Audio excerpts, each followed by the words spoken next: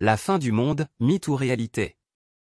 Qu'est-ce qui nous attend, un astéroïde, le vieillissement du Soleil ou des peurs? Y aura-t-il une fin du monde? Découvrez ce que disent les scientifiques et comment ne plus avoir peur de l'avenir. Salut les amis!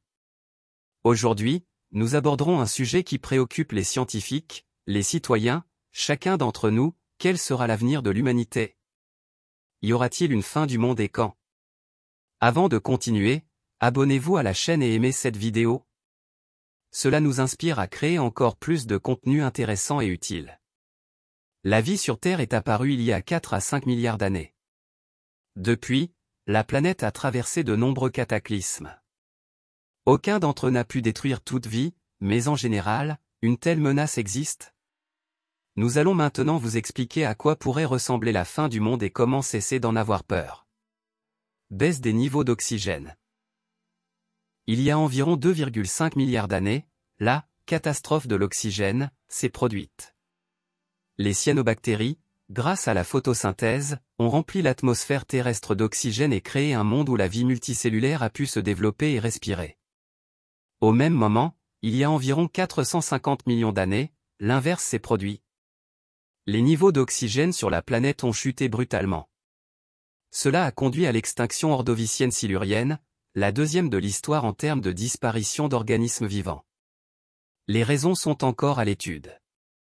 Mais la plupart des scientifiques s'accordent à dire que le principal est un changement climatique brutal.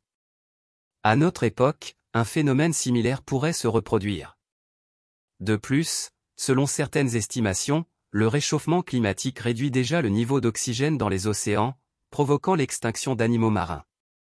Impact d'astéroïdes. En 1980, l'hypothèse a été émise selon laquelle la chute d'un astéroïde il y a environ 66 millions d'années aurait entraîné l'extinction des dinosaures. Selon les scientifiques, l'astéroïde a atterri dans la région du Mexique actuelle. La plupart des amphibiens auraient pu disparaître quelques heures ou quelques jours après la chute en raison d'une forte augmentation de la température. Cette collision aurait pu provoquer un changement climatique irréversible, augmenter l'acidité de l'atmosphère et modifier la composition des océans. Sans elle, l'homme ne serait peut-être jamais apparu et les dinosaures auraient régné sur la planète, forçant les mammifères à se cacher constamment. La probabilité qu'un tel événement se reproduise est extrêmement faible. Environ 20 astéroïdes s'écrasent sur notre planète chaque jour. Ils ne présentent aucun danger. La plupart d'entre eux ne sont pas plus gros qu'une pierre que l'on tient dans la main. Selon la NASA, des astéroïdes capables de détruire une ville ou de provoquer un tsunami dévastateur entrent en collision avec la Terre tous les 1000 à 10 000 ans. Et les plus gros, de 400 mètres de diamètre, capables de provoquer un cataclysme mondial, frappent notre planète en moyenne tous les 100 000 ans. Seuls les plus gros astéroïdes du système solaire peuvent détruire complètement la vie, Pallas et Vesta. Ils ne s'approcheront pas de la Terre dans un avenir proche. Version vieillissement du Soleil. À mesure que le Soleil vieillit, il deviendra plus brillant et la Terre recevra de plus en plus d'énergie solaire. Cette énergie affectera la surface de la planète, accélérant l'érosion des roches silicatées comme le basalte et le granit. Au cours de ce processus, le dioxyde de carbone est extrait de l'atmosphère et fixé dans les minéraux par des réactions chimiques.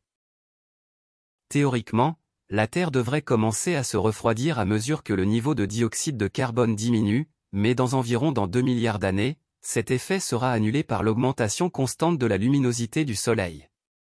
Le dioxyde de carbone, avec l'eau, est l'un des composants essentiels à la photosynthèse des plantes. Si son niveau diminue, certaines espèces pourraient disparaître.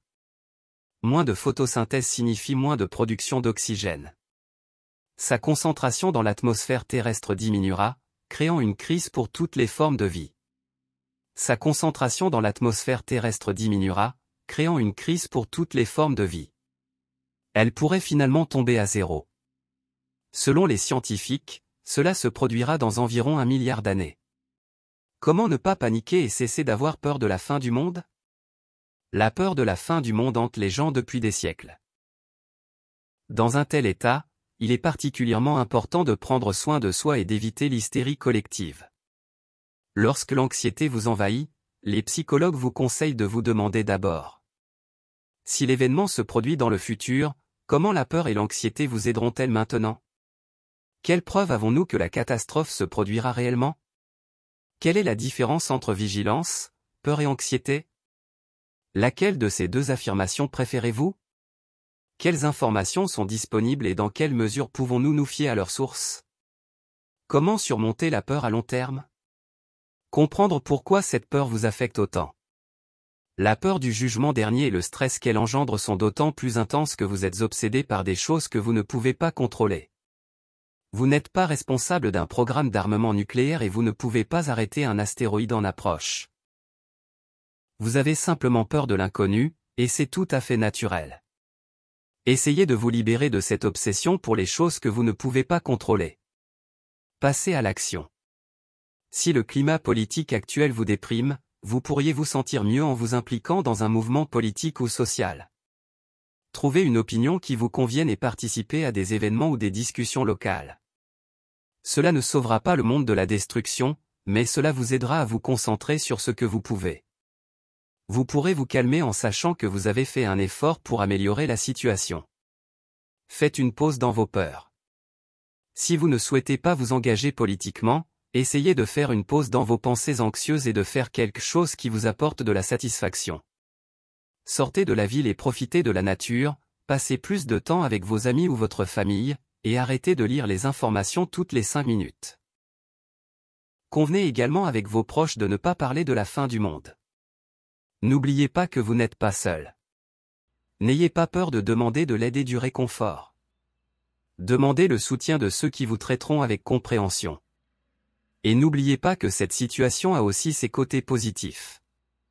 Une attention accrue portée au problème suscite non seulement de la peur, mais permet aussi de s'y préparer et de le prévenir. Et vous, qu'en pensez-vous? À quoi ressemblera la fin du monde et quand?